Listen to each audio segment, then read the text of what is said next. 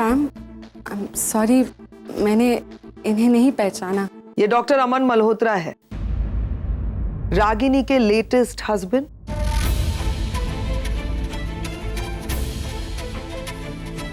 मतलब रागिनी ने दूसरी शादी कर ली है? या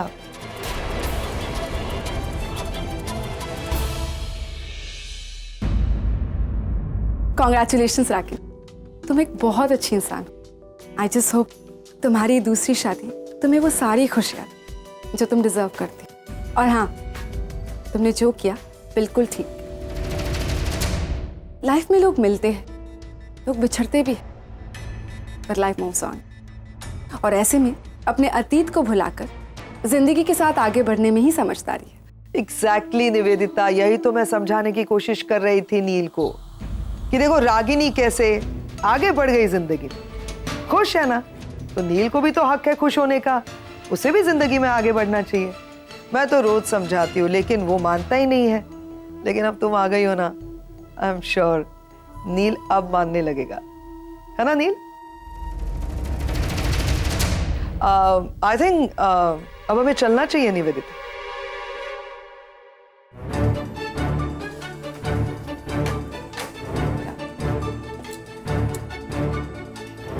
नील अब चले?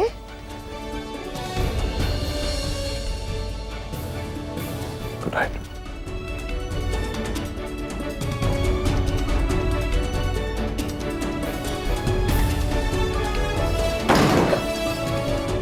रागिनी, ये निवेदिता उसकी बहन है ना? हाँ माँ। हाय आगम, डिनर कैसा था? डिनर माइंड ब्लोइंग था, इतना अच्छा था कि अब तक बहुत सारे। बाय द वे, तूने डिनर पे क्या पहना था? मैंने क्या पहना था? मैंने केडिया पहना था। व्हाट? रुक रुक रुक दिखाता हूँ।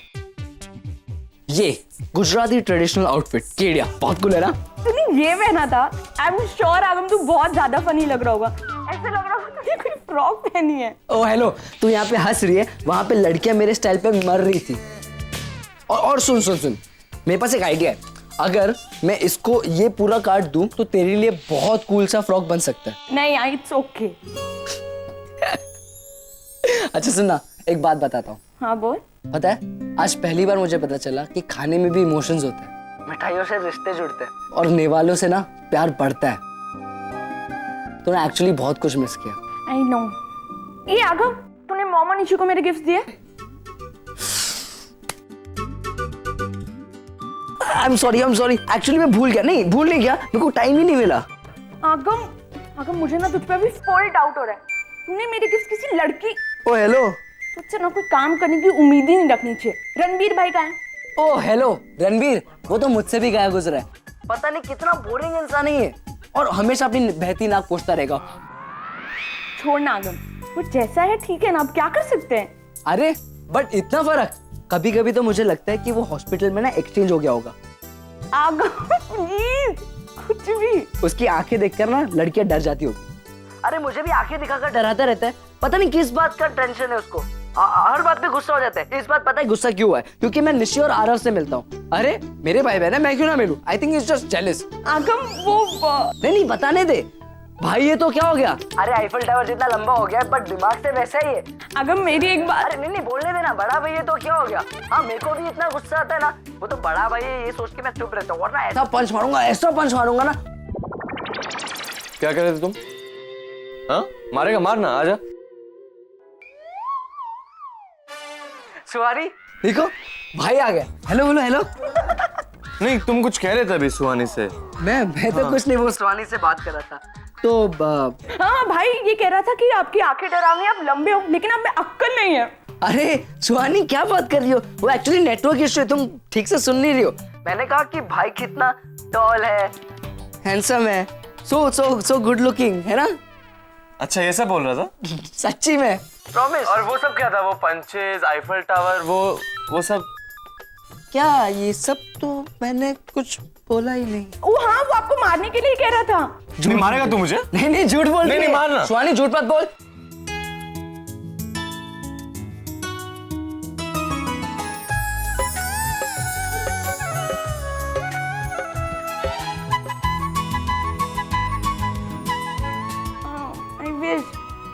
मैं भी वहां होती। तो चिंता मत कर रागिनी, सब कुछ ठीक हो जाएगा। ये सारे एफडीज मिलाकर भी माँ सिर्फ 43,000 ही हो रहे हैं। इससे तो हमारी आधी जरूरत भी पूरी नहीं होगी। कम से कम 2-2.5 लाख का खर्चा है। कहाँ से आएंगे इतने पैसे माँ? रागिनी, जब मैं बीमार थी तब तुमने अपनी सबसे बड़ी एफडी तोड़ी थी। अगर उस वक्त में क्या याद आया, देख तो। माँ इसमें काउंट करके देखो ना कितने हैं। हाँ देखती हूँ।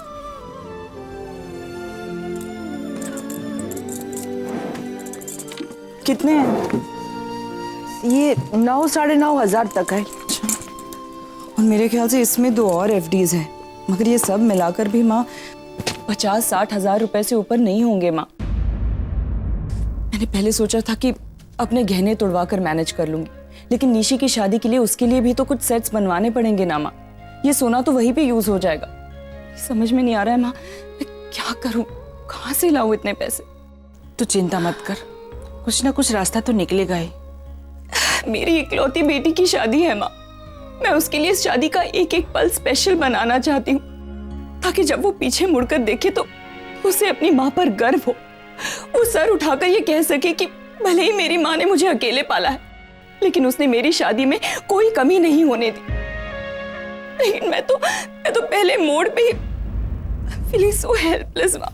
रागिनी, आज ये पैसे चाहे आज ये हमारी जरूरत पूरी नहीं कर पा रहे हैं, लेकिन तुमने किस तरह से जोड़े हैं ये मैं जानती हूँ।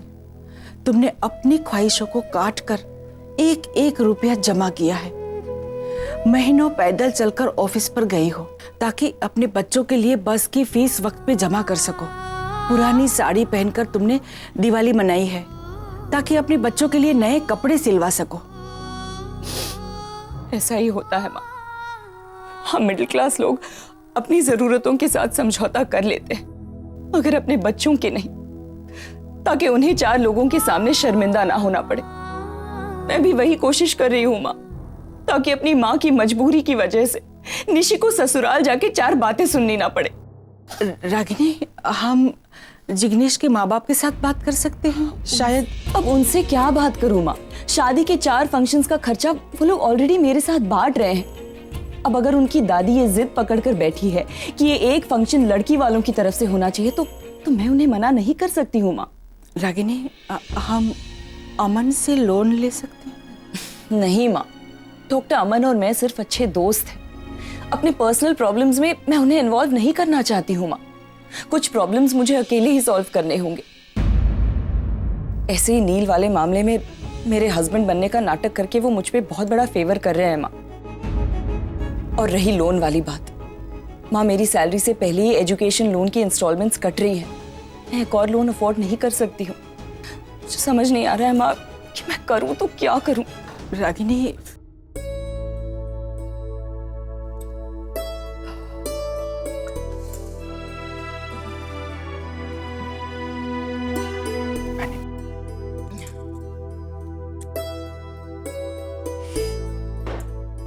रागिनी, एक रास्ता है, नचिकेत से बात करके।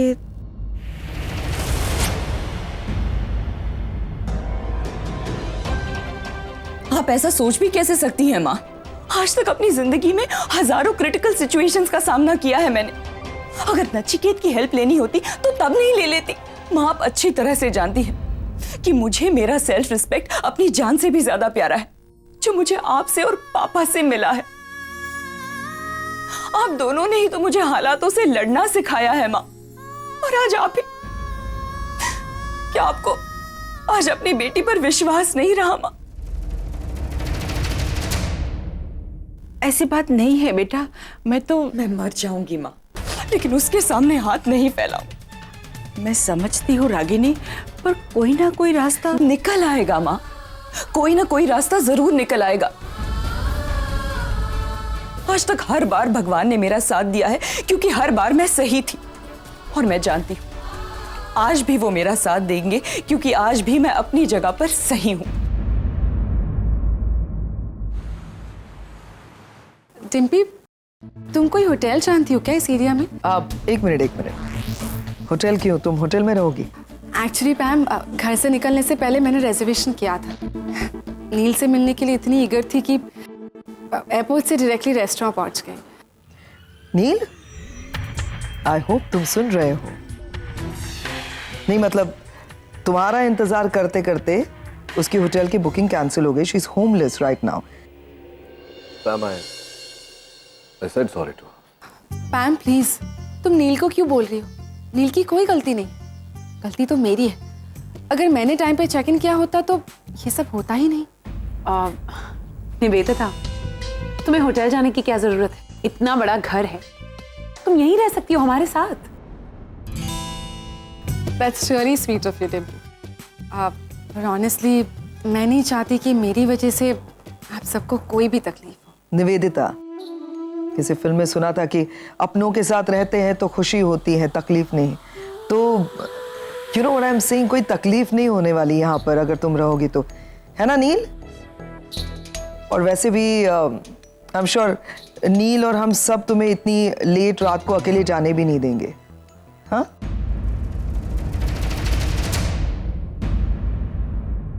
निवेदिता, I think पैम और डिम्पी सही कह रहे हैं।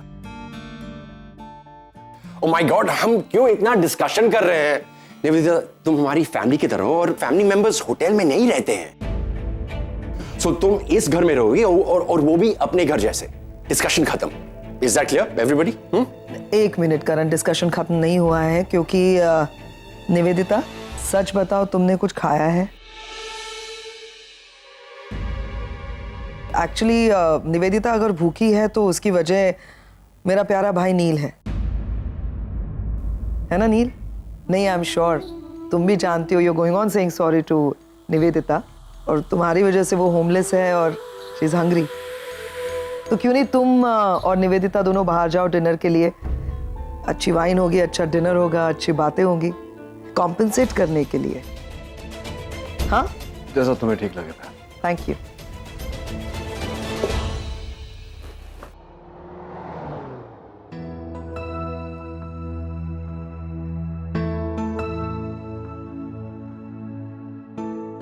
Thank you ma'am.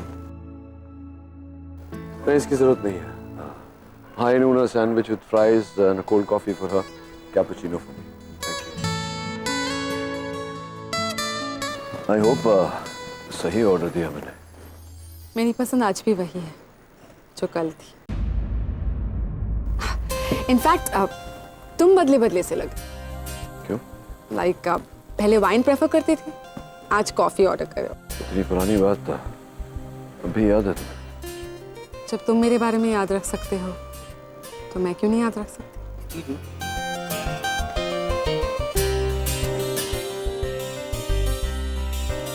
तुमसे जुड़ा हुआ हर पल याद है मुझे, क्योंकि तुम्हारे आने के बाद रूपाली और मेरी जिंदगी कंप्लीटली बदल गई। मेरे लाइफ का बेस्ट पीरियड था। Excuse me, sir. Any spare phone? मैं बताऊं? जिंदगी कैसी है पहेली।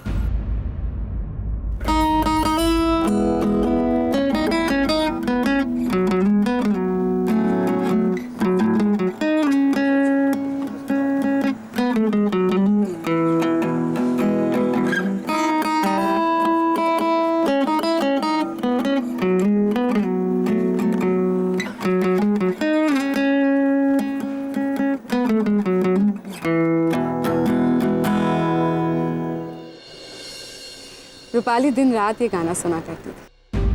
थैंक्स टू यू, तुमने उसे आदत डलवाई थी इस गाने की। हर वो चीज जो तुम्हें पसंद थी उसने अपनी फेवरेट बना ली थी। निवेदिता, ये मेरे और रागिनी की शादी के पहले की बात है। Yes I know. तुम्हारी शादी होगी और जो कुछ भी हुआ। एनीवेज, तुम्हें पता है मैंने कभी सोचा ही नहीं था कि हमारी फिर से मुलाकात हो, पर जैसे ही मुझे पता चला कि तुम इंडिया आए हो, मैं अपने आप को रोक ही नहीं पाई। तुम्हारी शादी हो गई या बेकवारी हो? तुम जैसे कोई मिला ही नहीं। मैंने कहा ना कि तब मैं बहुत छोटी थी, डेट वेट क्या होता है कुछ नहीं पता, लेकिन ये जरूर जानती थी कि लाइफ पार्टनर हो तो तुम्हारे जैसा। जाने अनजाने मैंने ये तय कर लिया कि जिंदगी में तभी आगे बढ़ूंगी जब नील जैसा कोई मिलेगा। तुम जैसा ना कभी कोई था, ना ही कभी होगा। ऐसा नहीं है निवेदिता। आई एम श्योर जल्द ही तुम्हें तुम्हारी उम्र का कोई अच्छा साथी जरूर मिलेगा। मेरे लिए उम्र मायने नहीं रखती, जज्बात मायने रखते हैं। नहीं, इंसान शरीर से नहीं दिल से जुड़ता है। मैंने लाइफ में कई रिश्ते जुड़ते हुए देखे, टूटते हुए भी देखे, लेकिन जब एक रिश्ता नाकामयाब होता है, जीने की उम्मीद ही खत्म हो जाती है। इसीलिए मैं अपने रिश्ते में कोई समझौता नहीं करना चाहती। मैं समझ सकता हूँ, फिर भी इनफैक्ट पार्टनर अगर उम्र में बड़ा हो तो लाइफ इजी हो जाती है। वो हर सिचुएशन को मैच्योरली हैंडल कर लेता है, सारी रिस्पॉन्सिबिलिटीज ले लेता है, हम खुद को उस पर सौंप सकते। अब रागिनी को ही देख लो, वो अपने हस्बैंड से डेफिनेटली उम्र में बड़ी है, पर दोनों खुश हैं, दे हैप्पी। अब मैं भी अपने दिल के मिलने का इंतजार कर रही हूं। वैसे मैंने पहल तो कर ली है, बस आगे से जवाब का इंतजार।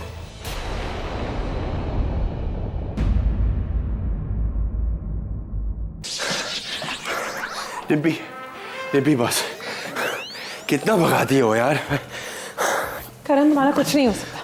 तुम ट्रेडमिल पे 3 मिनट भी नहीं चल सकते, वो भी 3 की स्पीड पर। Just look at you. 3 minute नहीं डिम्पी, 4 मिनट में दौड़ा वो वहां पर देखो। Seriously? और कितना करूं? पैम मैं 4 मिनट दौड़ा और डिम्पी बोली कि बस 3 मिनट है। क्या बात है? Why are you looking so worried? नहीं, वो नील को लेके थोड़ी टेंशन में थी तो सोचा तुमसे थोड़ी बात कर लो, तो लेकिन मैं बाद में आऊंगी। डिम्पी प्लीज, मैं शावर करके आता हूँ। Sit. और बताओ मुझे क्या बात है? You know what, ma'am? तुम खामखा की स्ट्रेस लेती हो। Why don't you just give Neil some time? 15 साल तो ले लिए ना उसने। हम तीनों जानते हैं डिम्पी। तो फैक्ट इज वो नहीं भुला पाया है रागिनी को। वो आज भी उसी के बारे में सोचता है। डिम्पी वो टूट गया है अंदर से। मैंने देखा है उसे पिछले 15 सालों से। उसके कोई खास दोस्त भी नहीं है वहाँ यूएस में जिनके साथ वो कुछ भी शेयर कर सके। 15 सालों से सिर्फ उसने अपने अंदर नफरत पाली है, घुट घुट के जी रहा है वो। अगर मैं अपने भाई को जानती हूँ ना डिम्पी, तो मैं ये समझ रही हूँ कि वो ये रागिनी की दूसरी शादी को हैंडल नहीं कर पा रहा, इसलिए इस तरह से अजीब सा बिहेव कर रहा है। डिम्पी मेरा कोई नहीं है, मेरे भाई और 3 बच्चों के अलावा। मैं अपने भाई को खोना नहीं चाहती, और वो अगर ऐसे ही स्ट्रेस लेता रहा ना तो हम सब चाहते हैं कि वो जिंदगी में खुश रहे। डिम्पी वो, मुझे याद भी नहीं है वो लास्ट कब हंसा था दिल से। शायद करण के साथ अभी कुछ दिन पहले। उसे भी खुश रहने का हक है यार, कुछ गलत नहीं किया है उसने जिंदगी। बहुत अच्छा इंसान है वो। हम तीनों चाहते हैं ना वो जिंदगी में आगे बढ़े। रागिनी बढ़ गई आगे, अब नील का तो हक बनता है ना कि वो आगे बढ़े। और वो आगे तभी बढ़ सकता है जब निवेदिता उसकी जिंदगी में आएगी। कैसे तैसे तो मैंने उन दोनों को बाहर भेजा है, कन्विंस किया मैंने नील को कि जाओ निवेदिता के साथ डिनर करने। आई होप कि वो निवेदिता के साथ कंफर्टेबल हो। आई होप निवेदिता उसके दिल में उतर जाए। आई होप सब ठीक हो जाए। आई होप मेरा भाई फिर से जीना सीखे। Dimpy Relax. Nivedita and Neel. Neel and Nivedita sounds good ना? बहुत अच्छे भी लगते हैं दोनों साथ में। मुझे अच्छे लगते हैं दोनों। वैसे देखा जाए तो निवेदिता का भी कोई नहीं है। उसकी बहन के गुजर जाने के बाद उसके लिए हम लोग ही तो हैं खुश रहने के लिए, है ना? इसलिए सोच रही हूँ कि ये दोनों जुड़ जाए। निवेदिता खास आई है यहाँ पर नील के लिए और बच्चों से मिलने के लिए कोलकाता से। She is only here for 7 days। तो इन 7 दिनों में मैं चाहती हूँ कि बस सब कुछ ठीक हो जाए, वो दोनों एक साथ हो जाए। I need your help, Dimpy, for this, please. Of course, Pam. Of course, I will help you. मैं भी चाहती हूँ कि नील अपनी जिंदगी में आगे बढ़े। पैम, लेकिन चीजों को अपना वक्त लेने दो, सब ठीक हो जाएगा। हाँ? इतना वक्त नहीं है मेरे पास डिम्पी। डर लगता है फिर आगे नहीं ना आ जाए उसकी जिंदगी में वापस।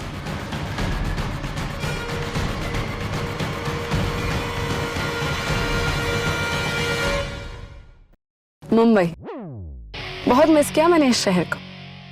दुनिया के किसी भी कोने में क्यों ना चले जाओ, इस शहर जैसा मजा कहीं नहीं आता। I just love this city. And I don't. मैं कभी भी शहर को छोड़कर जाना नहीं चाहती थी नील। मेरा पूरा बचपन गुजरा है यहाँ। ढेर सारी यादें जुड़ी हुई है, कुछ अच्छी तो कुछ बुरी। निवेदिता, हालात से भागकर कुछ हासिल नहीं होता। मैं जानती हूँ नील, पर मेरे पास कोई ऑप्शन नहीं था। पहले रूपाली चली गई, फिर तुम चले गए। अकेलेपन के साथ हालात का सामना करना बहुत मुश्किल होता है नील। सब कुछ जैसे बर्दाश्त से बाहर चले गया था। इस शहर से डर सा लगने लगा था मुझे। That's when I thought of leaving.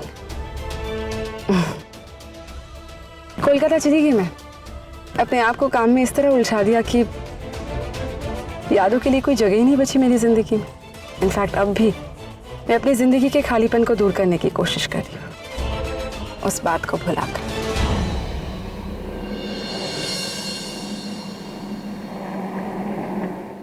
नील, क्या हुआ?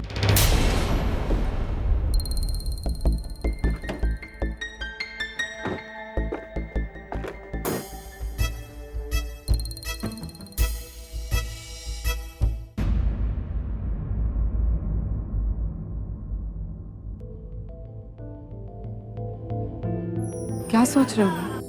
तुम्हारी तरह मेरी भी कुछ यादें जुड़ी हुई हैं इस शहर से।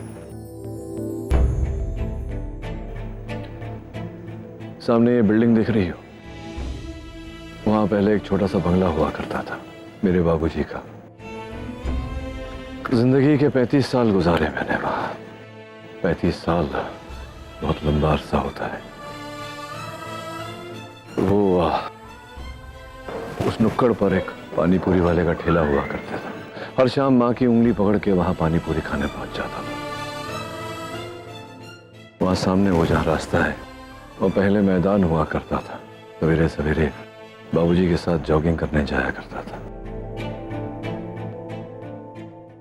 कितना कुछ बदल गया। ये सारी बातें इतनी बारीकी से याद है तुम्हें?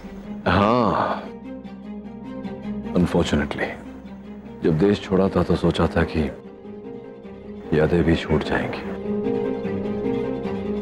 लेकिन छूटी नहीं। उनमें अच्छी यादें भी तो है ना नील, उन्हें याद कर। और जो बुरी यादें हैं ना, उन्हें अपने दिल और दिमाग से निकाल कर फेंक। इतना आसान नहीं होता निवेदिता। एक सजेशन दूं? क्यों ना तुम यहाँ एक आध प्रॉपर्टी खरीद लो? Think about it. इसी जगह से तुम्हारी जिंदगी की शुरुआत हुई थी, और जहाँ से हमारी शुरुआत होती है वो जगह हमेशा हमारे लिए स्पेशल है। और इसी बहाने इंडिया में तुम्हारे इन्वेस्टमेंट्स भी हो जाएंगे। Maybe you're right. सोचूंगा इसके बारे में। एक और बात, तुम हमेशा यू स्माइल करते हो। स्माइल बहुत सूट होता है तुम्हारे चेहरे को। Thank you. और तुम्हें यूं मुस्कुराते हुए देख मुझे बहुत अच्छा लगता है। तुम एक बहुत अच्छे इंसान हो और दुनिया की सारी हैप्पीनेस डिजर्व करते हो, इंक्लूडिंग मी।